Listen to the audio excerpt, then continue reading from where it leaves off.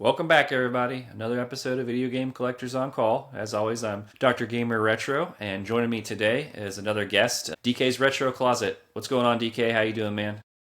How's it going, man? Thanks for having me on. Yeah, no problem, no problem. So, I know you've been a fan of the show for a while, and I've been wanting to have you on. So I'm very happy that you could actually make it on the show. The thing that I like to ask people in the beginning is about their names. Obviously, DK is synonymous with Donkey Kong. Where did you come up with the idea for DK's Retro Closet? So, actually, DK was a nickname I've had since I was very young. My uncle started to call me DK when I was probably like 4 or 5, and it just kind of stuck. So that's where I got that from. I do use the Donkey Kong kind of similar logo on my Instagram and stuff, but it's not actually related. However, I do like Donkey Kong. And then my game room that we're in right now, this is actually my closet for my bedroom. Okay. I built a closet on the outside using some kind of like racks and drawers and stuff like that, and said, "Hey," to my wife. I was like, "Can I just have the closet for my space?" And Oh, that's it's a decent sized closet, so it works yeah. out. Most of the time, I'm married too. Most of the time, we don't get space for even our clothes in the closet. So to Right. have a game room in your closet is very generous of your wife for sure. When did you start really loving or getting into gaming? Do you remember like being a little kid and something you were playing? Oh man, yeah, absolutely. When I first, I want to say maybe I was like 4 or 5 when this happened. I was going to Thanksgiving at my great grandma's house, and she had an old tube TV with an NES that my dad and his brothers and sisters used to play when they were a kid. And they had Dunk Hunt and Mario, and then Mario 3. And so I would just go over there and I'd play those games for hours and hours and hours. Did great grandma ever play them? Is that why she had it hooked up? Was she playing in her free time? No, great grandma did not play. However, she always had stuff set up for the kids. She was Yeah. all about the grandkids. Okay. So you mentioned the Mario games. I posted a while back, one, two, or three. I'm curious on your take. Which of those is the best? One, two, or three? Man, 3 is one of my favorites of all time. I know Yeah. that's I feel like that's almost everybody's answer, Yeah. but it's definitely one of my favorite games ever. I hear a lot of people that like two just because it's so different, right? This the whole gameplay and the whole concept and picking different characters and a lot of people pick two and then some people pick one just because, it's the OG, it's the original. So but definitely for me three is also the one. Was there a time when you started to say, all right, now I'm gonna just collect and keep as many games? Or did you, from the time you were a kid, you just have kept everything since that time and it's grown? I wish that was the case. I'm definitely one of those people who wish I had all those things from when I was a kid, but I don't. I Yeah. was very much, I wasn't in a great financial situation growing up. So whenever I wanted a new game, I had to trade in everything I had. Wow. So really, I only had like 2 or 3 games at a time. So I would put hundreds of hours into stuff like Madden '06 because that's just what I had. But when I started, becoming an adult and having my own income and making decent money, that's when I started kind of just holding on to everything and then also trying to kind of grab what I used to have as well. Yeah.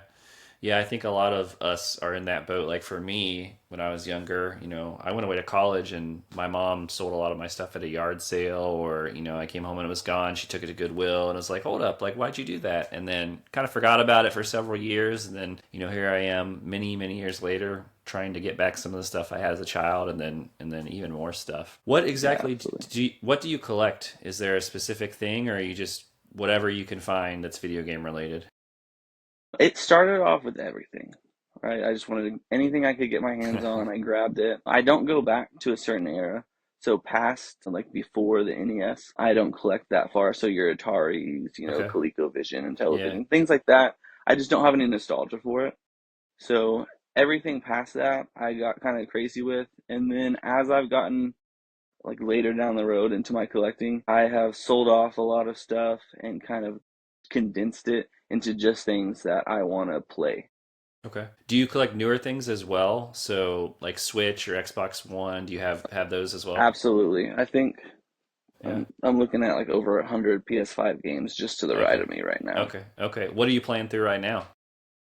Anything? Ooh, I I haven't had a lot of time lately. I did just pick up Still Wakes the Deep on the PS5. and I Okay, started that. It's not kind of familiar a with that one. horror survival type game. Ooh, I would like that. Is it third Yeah, person? it's first person First actually. person. Okay. All right. That sounds really fun. I don't have a PS5. It's one of the only newer systems I don't have. I have the Xbox and the Switch, but maybe at some point I'll get it. We'll see. So you talked about the room you have that is basically, it's basically a closet where you display everything. How do you display your games? Are you alphabetizing them, or is there a certain display you do? I'm very particular about Okay. how I display my games. Okay. So it is all alphabetized. However, there are some caveats to that. Okay. So sequels, I like Uh, to keep them together. So okay. sometimes you have weird sequels that will have completely different names, and I'll just alphabetize it based on the first one and then put the Okay. sequel in order of sequel. What's an So example? Yeah, what's an example of I would that? say I have an example. It is on the PS2. I can't see very far. Let me see. Sorry. I'm trying Oh to see yeah, if. it's like the Mark of Cree, Okay. I think is what it's called, and then Yeah. the sequel to that is called The Rise of something. I can't see Okay. that far, but it's Yeah. called The Rise of something, but there's no like single word and then whatever Yeah. the next game is called. They just have the name, the Yeah, because title. I was trying to look over some of my shelves and I don't see anything that fits that criteria. Well, I guess if you think about it, Metal Gear, then you had Snake's Revenge, right? So Yeah, yeah. those are not like the same name, and those are a little. I think I have them actually under M and under S. I didn't do it the way you do it, but yeah, I have them separate. But that's okay. Yeah. But other than So. that, everything stays alphabetized. And then I will say like different cases. I'll just grab a couple real quick. Like PS3 is a Mm-hmm. good example. Mm-hmm. They have the original PS3 that kind of has like the little red, and then Yeah. the later releases, and then there's Uh-huh. even Drakengard that I can't reach from where I am, but Uh-huh. it has the blue PS3 logo, kind of Okay. similar to the PS4.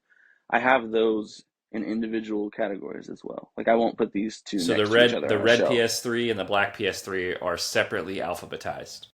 Yes, Gotcha. Gotcha. I know that seems No, no, no. a little silly, but That's probably how I would do it. I think a lot of us, especially gamers, or can be a little OCD, and everything has to be perfect and then right. And I like that.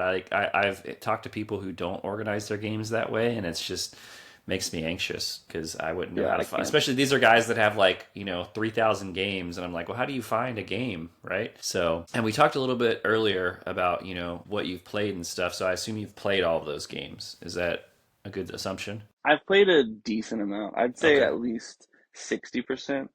Okay. However, there's still a lot of games, especially like I told you, I had over 100 PS5 games. I've got a whole bunch of Switch games. I've even got some Xbox games. Some of those I haven't got to, a lot of the modern stuff, but almost all of my retro games I've played. Okay. All right. Cool. And then you have a couple things to show off from your collection. What do you have sitting next to you there that you want to show off? So my first one, this is my I guess my biggest heavy hitter, and it kind of a fun story. So this is for the TurboGrafx 16, which I only have three games total, just because they're so expensive to collect for. But this is one of the more expensive games that's ever existed. This is Magical Magical Chase. Chase for the TurboGrafx 16. This is a complete copy. The box is in insane condition. You can't see it through like the protector that I have, but there's some tearing on the side. There's a little bit of tearing on the top. The game, however, itself on the inside isn't as good condition, but it's still a really great condition game overall. However, I got it in Italy, and finding an US release in Italy was silly in itself. And I wasn't actually even in Italy. I was in the south of France, and I was online, like I am all the time, looking for games. And I get in there and I see kind of like a Craigslist, but like an Italian Craigslist. And I see this guy selling some stuff, and it's just a box of TurboGrafx games. And so I shoot him a message. I said, "Hey, I'd like to buy all those TurboGrafx games. I noticed they're US games. I'm in France right now. However, I'm going to go back to the United States. Would you be willing to ship them?" He didn't want to ship all of them because they were actually kind of like in the background of what he was actually selling anyway. So he was selling them, but he didn't want to sell them all together, and I guess he had already promised a couple of them to someone else. So he gave me an option of five of them. He was like, "Hey, I'll send you these five. Let's negotiate a price." I was like, "How about just three of those? Two of them I wasn't super interested in. One of Right. them was in just really bad condition, and then the other one I thought I already had, but I didn't have it at the time. And we strike up a deal. It's the most I've ever spent on any video games ever, Oh, wow. Okay. which is not a crazy amount. I spent like 350 total, Okay. so it's not like an insane. Yeah. But that game is worth just that game alone is worth close to 20 grand depending on like Wow. condition. So 10 to 20 Wow. in complete condition. What is Magical Chase? What is the game? Like, what do you do in it? So it's only like 30 minutes total. So it Wow. seems very silly to be so expensive. Yeah. I've played it once. You're basically this like girl on a broomstick. It's kind of a side scrolling, almost like a shoot 'em up Hmm. type style game. Okay. It's not amazing, if I'm being honest. I only played it for a second because I was like scared to even own it. It's funny because a lot of those really expensive games like that are not great. Like in my opinion, No, like some of these they're games, you're really like, not. this game's $10,000, but it's like a terrible game. Like, why? Why is it so expensive? So I guess maybe there's like a cult following and people just love those kind of games. For TurboGrafx 16, there's so many expensive games. One of the other Yeah. games I got in that lot was Bonk's Revenge, which is like Yeah. sometimes up to like $500 or $600. Okay. And it's just because TurboGrafx 16 just really failed in America. So I guess it's just harder to get those games because there's a lot of games in that Yeah. 4-digit mark with them. Yeah. What other games did you have next to you there to show? So, I mean, I guess I didn't really have anything else like specifically to show off. I Uh-huh. didn't know what we were going to talk about in general. Yeah. So I just got a Everything, couple of man. games Yeah, just everything. that Yeah. I'm just some things that I'm kind of into, things that I look for when I'm collecting. Okay. I like variants a lot. Okay. So I don't usually buy a lot of just like the normal release games. I'm very particular, I guess, when it comes to how I want my games to be. Okay. So kind of like something like this. So this is Mario Kart Double Dash. Everyone's Uh-huh. familiar with Mario Kart Double Dash, Uh-huh. Uh-huh. but this is the bonus disc version. Okay. So there was regular Double Dash, and then this version that comes with, a second disc in there. It's just playable demos is all it is. It's nothing super special. But those are the things that I look out for when I'm collecting. Is it demo of Mario Kart or it's demos of other games? It's other demos. I think there's like Okay. a Billy Hatcher on there. There's a couple other demos that just GameCube related stuff, And this was first sold in party. this was sold in stores? How This did one was sold in stores. Okay. It came out later. I think they were just trying to push the demos there because they wanted to sell more Mario Kart at the time. GameCube wasn't doing super hot, so they were Okay. kind of doing anything they could. Another one like that, also on the GameCube, is this. So this was a Target exclusive. It comes with an actual like extra course based on like Target. It's a Bullseye course, I think is what it's called. Yeah, Bullseye Tour Oh, is okay. what it's called, and That's it's cool. marketing for Target, but also a whole nother course to play I in the I also game. I also love, I guess rare or maybe, not your typical games like that. So I know a lot of the not for resale games that exist, and that Hmm. kind of seems similar to those in my opinion. But I've never seen the 2 disc Mario Kart. So now I know there are 3 different variants of Mario Kart on GameCube. There's a not for resale, the normal one, and then you got your 2 disc. So Yeah, there's especially on GameCube, but a lot of different consoles. There's so many variations of things. I really like the ones that add too. I like things that give me more than I had before. That's what I yeah. really look for. Hmm. There's cover variants and things like that, like what you're saying, like the not for resale. A Hmm. lot of times that's just what it says on the cover, but other than that, it's the same game. Yeah. Another kind of like wild example of this is I have all Black Label PS2 games. Okay. However, I don't collect the greatest hits. Oh yeah, yeah, yeah. However, on the greatest hits version of Silent Hill 2, there's more content. It's a full content game verse. Hold up, I gotta see which version I have. Hold on. I have a Black Label, so we're good. I don't have a greatest hits, so. Yeah, so the greatest hits on the disc has more Huh. than the Black Label, but because Interesting. I'm OCD, I have a Black Label case and a greatest hits disc. Black Label. Oh wow. So do you know of any other cases like that where maybe it's the same game, it's just a different variation, and the disc and everything looks the same. It's just the in game is different. I know there's some, especially kind of older, like PS2, PS1 releases, Uh huh. where I guess it's not necessarily the same disc always. they have the greatest hits Resident Evil 1 comes with Okay. like the analog support or like the DualShock Right. support, I mean. Right. Things like that. I've seen other ones that come with because you couldn't download DLCs over the internet back then. Right. So there's patches that release later that have a little bit more content than the newer ones, but I can't think of anything off the top of my head specifically. Okay. Okay.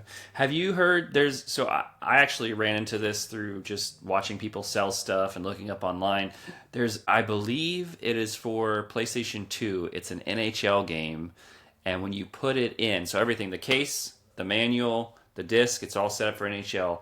You put it in and a different game plays. And this was actually sold in stores. I'm trying to No. remember. Yeah, when we finish here, I'll let you know what it is. But for Yeah. whoever's watching at home, look it up. I think it's NHL 98, I want to say, but I'm not 100% sure on that. It's an NHL game and you buy it, you think it's NHL, you put it in, and they made so many of these, and I think it's selling on eBay for like $10,000. It's very expensive, but Yeah, that's it's insane. just a No, I video haven't game heard of that error. one.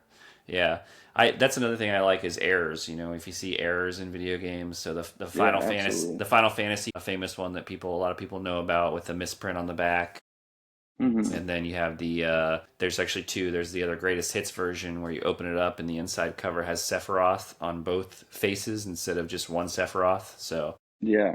definitely love that kind of stuff. What's the rarest game you have in your collection?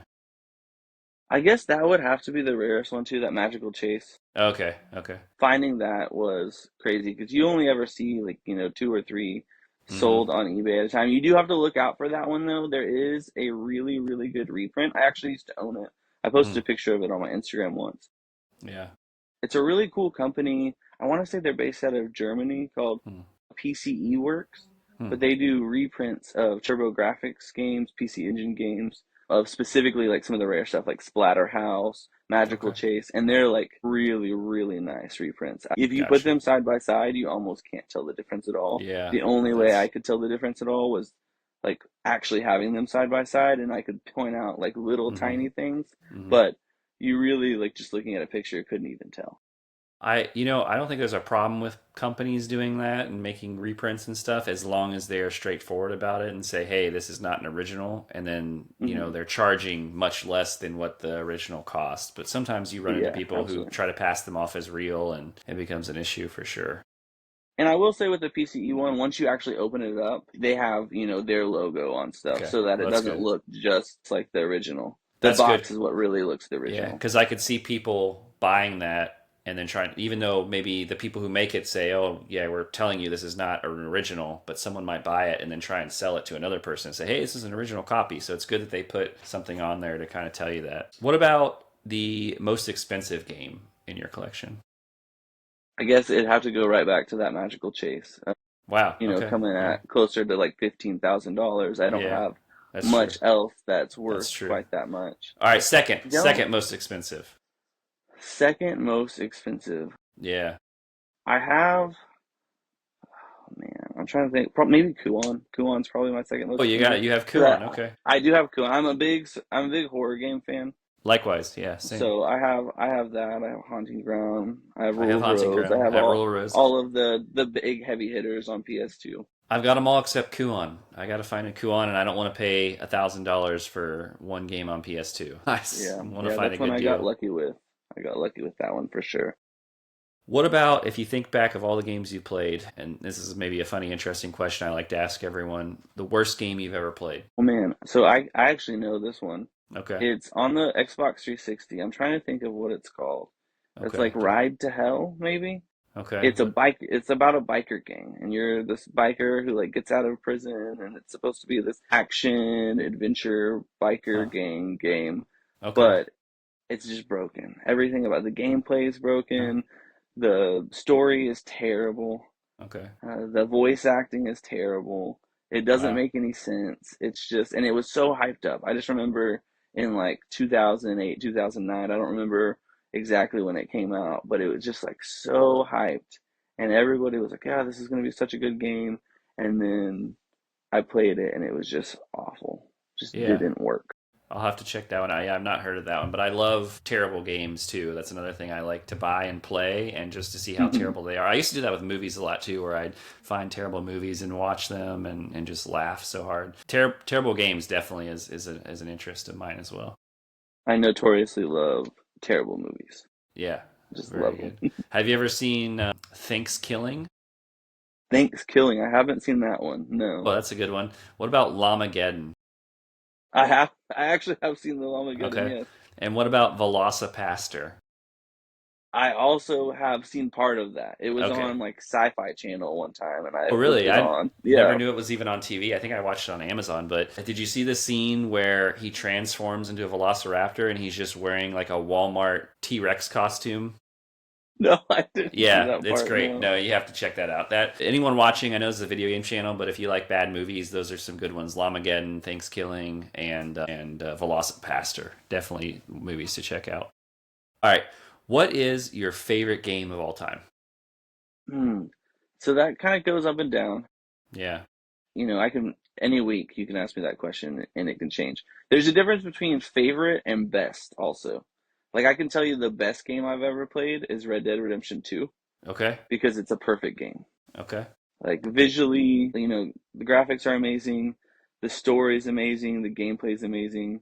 Everything about that game is perfect to me. However, I don't know if it's my favorite because there are other games that maybe mean something more to me, like Tony Hawk's Sure. Underground, for example. Okay. Love Tony Hawk's Underground. Yeah. I was a big skater kid growing up, Okay. and that's kind of what brought me over to. That's actually the first game I ever was bought for me when I Hmm. got a PS2. That's the first time anybody had like bought me a game new. Were you a skater before you played the game, or you played the game and then it turned you into a skater? I was a skater first, Oh, okay. so I didn't have my own console for a really long time. The PS2 is actually the first home console I ever owned. So I was one of those kids that was just outside all the time. And I think that that's what kind of got me into gaming too. That's why I love it so much, is because that's the first time I was hooked. I just couldn't stop playing a video game. And then I got to experience so much more after that. But that was the first time I got kind of in the world of a video game. Okay. What about your favorite multiplayer game ever? Hmm. This is going to sound really cheesy, Okay. but I'm going to say Fortnite. Okay. All right. And I was on a Fortnite kick gamers, for a little bit, and then I think I was not good enough, and I just got destroyed every time I played, and I was like, I'm done. yeah, gamers hate me for that one. But I say that one more for someone was doing something silly. That's all right. But I say that one for family more than anything else because I'm 10 and 12 years older than both of my younger siblings. So Okay. quite a bit older. And that was something that we got to do together. I was already out of the house living on my own. And that was something that we got to share as siblings was like playing this Okay. game together. And then Makes as my sense. daughter got older, she started playing as well. And then actually just about a year ago now, my wife started playing with Oh us. wow. So Okay. now it's like a family affair. We're all playing Fortnite That makes all of the sense. time. Yeah. No, that makes a lot of sense then. What about your favorite console of all time? I think for nostalgia purposes, I probably have to say the PS2 Okay. because that was my first console that was mine. I didn't Yeah. have to share it with anybody else. It wasn't a console I was playing at a friend's house. But yeah, the PS2 has to be my favorite. Also, just the games that were on that. That those are the games that got me into everything else. Yeah, I feel like there's a lot of survival horror games on PS2, whether it's your Silent Hills or your Resident Evils, as well as some others, Fatal Frame. Yeah, Which, by the way, have you played Fatal Frame before? yeah, I have all three for the Okay, PS2. okay. I played them for the first time a few months ago and streamed. Well, I've done one and two, and they were very hard, very difficult games. Definitely Yeah, something to the get first used ones to. are. Yeah, but I loved it. I thought it was quite fun. I think PlayStation, like you said, is probably in terms of quantity when you're thinking about what system do I want that has tons of games that I can play and tons to choose from. I think it's also a good choice, PlayStation for sure.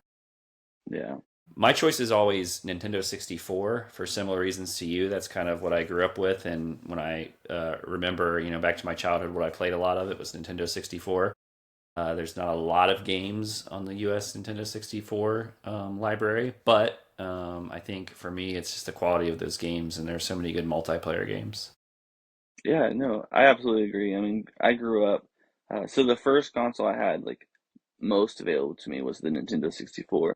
I didn't live with my dad, but he had one at his house. So when I would go to his house, I would be able to play that with him. And we played all kinds of GoldenEye, Pokemon Stadium. That was the first time I ever played Resident Evil. I played Resident Evil 2 On Nintendo on the 64. Nintendo 64, Oh, and I needed every Resident Evil game after that. yeah. I think the first game I went out and bought was Resident Evil Outbreak for the PS2. Whenever I got my Wow. PS2, that was the first one I bought with my money that I Yeah. had, and it wasn't an amazing Resident Evil game, No, it was not. No, but we don't I like to did talk about spend that one. way too many hours playing that game, and then eventually got a 4, which ended up being also maybe up there for my favorite game of all time. Yeah, I just four wasn't. I know a lot of people love four and sing high praises of it, but it's not my favorite Resident Evil. I think that if you look at what they had to work with, like in Resident Evil One or Resident Evil Two, Resident Evil Two is probably my favorite. I just liked the story to Resident Evil Two. I liked the game. I enjoyed the puzzles. I really liked the fact that there were, what, 4 or 5 ways to play through the game because you have your scenario A and your scenario B, and you have your two characters that you can choose. I think Resident Evil 2 is really the big one for me. Resident Evil 2 was amazing. I agree. I don't something about 4. I think it was the action maybe a little bit. I liked that mix. I liked kind of bringing the action-packed gameplay in there. Yeah. I don't. Yeah.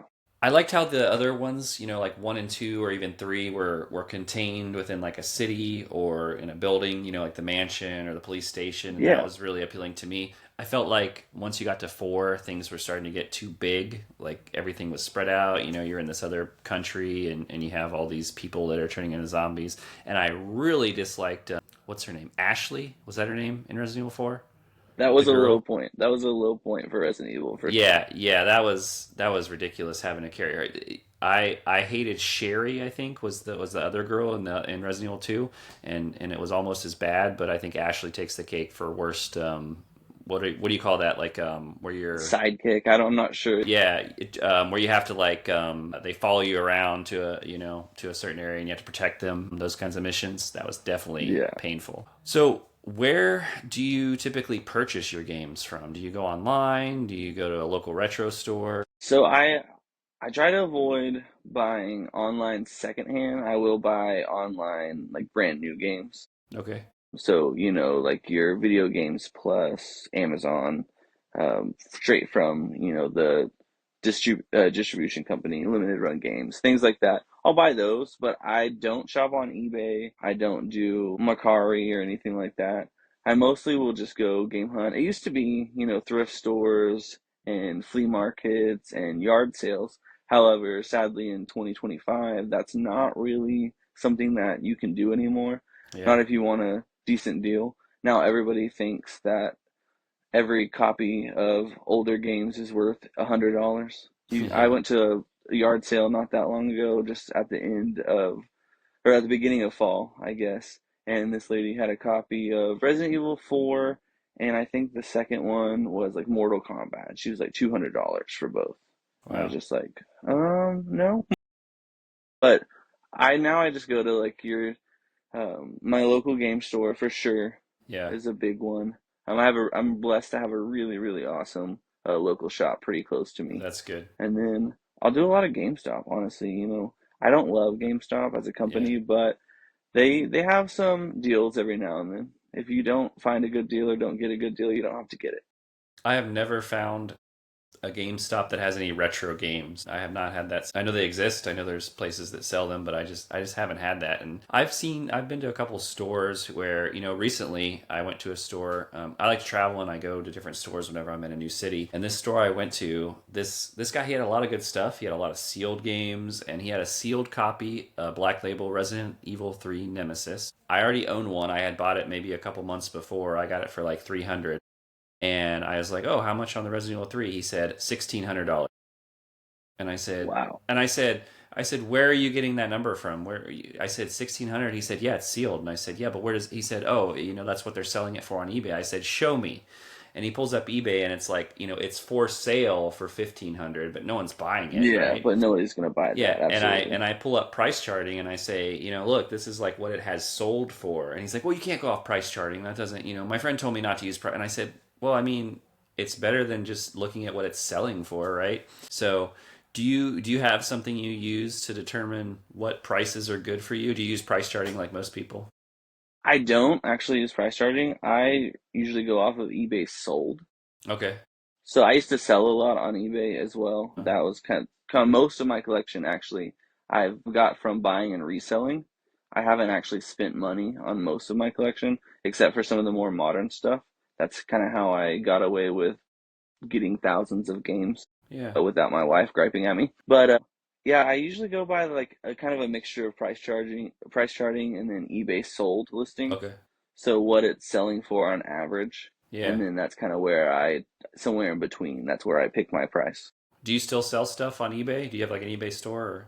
I don't Oh, sell okay. on eBay as much anymore. Okay. Every now and then, like I did just recently sell the PCE Works version of that Magical Chase game. Okay. I decided I didn't need both of them. So I sold that one recently, but I don't have like a storefront like I used to where I just had like constant inventory. Gotcha. Cool, cool. What are your thoughts on people who emulate games? Um, I'm I'm totally for emulation. I love Yeah. that that's an Yeah. option for people. Yeah. I personally just don't do it at all. Yeah. I'm very, very much I need to play the original game on the original hardware and get the original experience. Yeah. It definitely feels a lot different, you know? I think a lot of times it's good for, for example, for Kuon, right? Kuon's like $1,000 and something, and I really want Yeah. to play it. So if I could find a way to emulate it at some point, I would potentially do that just so I can play it. I do still want to own it, but it's just so expensive at this point. In another, controversial topic, what about grading of games? How do you feel about that? I'm I don't want to call myself a graded game hater, but a little bit. Okay. Okay. I also just don't believe in sealed games at all. Okay. It's not so it's kind of goes hand in hand with Yeah. the grading of games. However, there are certain exceptions to that rule. Okay. I Hmm. don't have any graded games personally, but I know that you have that Siphon Filter 3 Yeah. with the Twin Flag Towers on the flag variant. background. Yep. Yep. Yeah, flag variant, that's what it is. And I understand preserving something like that Yeah. with maybe a graded or, sealed copy because I can get Siphon Filter 3 and play it for, $10, Right. but not that version. Yeah. So I understand that, and other people who have nostalgia for specific games and want that game sealed, just to have a pristine copy of this game that they can look at, kind of like a trophy, or even I've got like this little Funko Pop over here. It's kind of the same thing. It's something to put on your shelf just to look at that you are excited about, and I think Right. that's so cool for people. It's just not something that I personally do because I want to play all my games. Yeah. And if Yeah. No, I it's agree. graded, then I can't play it. I have some graded games, and it was when I first started collecting. I was like, "Oh, this is a new thing. I got to get in on it. I got to get these graded games." And I tried to only get ones too that I thought were meaningful to me or had, like the Siphon Filter 3. That one, Hmm. for me, for that to be graded tells me, okay, someone has looked at it, and whether or not this is me being naive to believe them, but someone has looked at it and said, this really is what it says it is, official, right? So if I bought one that wasn't, graded, I would be like, I would think, oh, did someone reseal this? Or like, it kind of adds like a certainty in that regard. And then some of the other ones I have are GoldenEye, which was like a very important game for me when I was younger, and Halo, which was also very important for me on the Xbox. So I have those graded as well, just because it's kind of like a nostalgia feel, and I don't want them to. I have a copy that I can play as well, but I also want one to Yeah, just to yeah. display. No, and I totally get that. And going on to like what you made a good point about, I don't know if this is real or not. Yeah, Not everybody has that expertise, especially like selling, like doing the yeah, reselling thing that I was doing for a while. I made it a goal to know how to see what's fake and what's not fake and stuff right, like that. So for me, I feel confident in things like that, but that's not just something everybody can do. So I definitely right. understand getting a graded game to know that this is an authentic version of that game.